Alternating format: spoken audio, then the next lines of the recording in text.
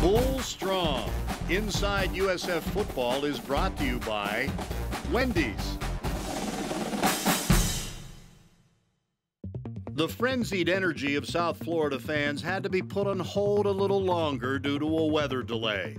They had been anticipating the excitement of this one ever since last season ended. This was no ordinary game. Number 19, Wisconsin, was the highest-ranked opponent the Bulls had ever faced in a home opener.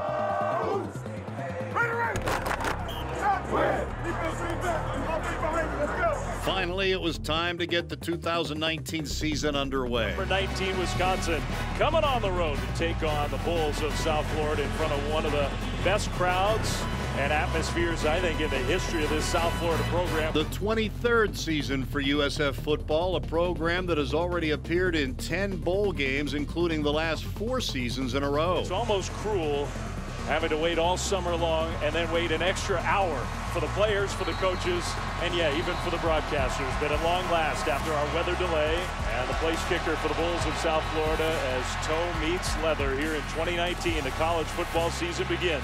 Charlie Strong is now in his 3rd season leading the Bulls, and one of the challenges in Game 1 was Heisman candidate Jonathan Taylor. Taylor gets away from one, but not a second would-be tackler in the backfield taken down.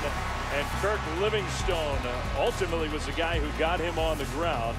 A nice play by the South Florida team defense for the negative yardage play. With many new faces, including 12 Power 5 transfers and 3 true freshmen who saw action, this was a get-your-feet-wet game. And I think Jordan Cronkright ended up getting the first down. That was nice power running by him.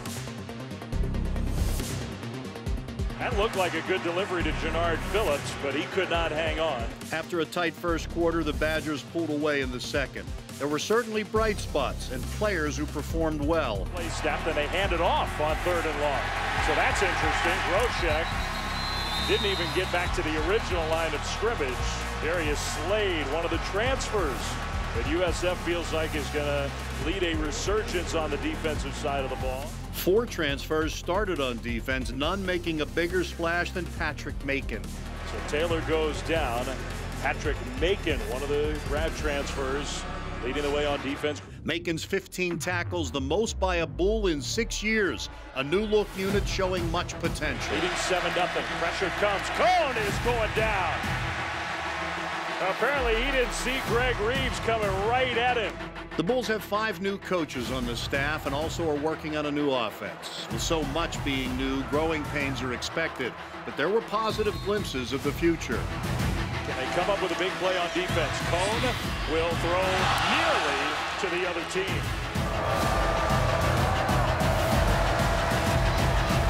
That's another good job by Patrick Macon, the middle linebacker, making good, sound, fundamental tackles. Macon had a great debut. 4 tackles for a loss and a forced fumble. Nice delivery, but the ball's on the turf. And scooped up by South Florida. I think whistled out of bounds. So the play is dead. The important thing for a college football team is that they improve as the season goes on. As Coach Charlie Strong said afterwards, you don't point fingers, you go back to work. The Bulls' next assignment, a trip to Atlanta to play Georgia Tech.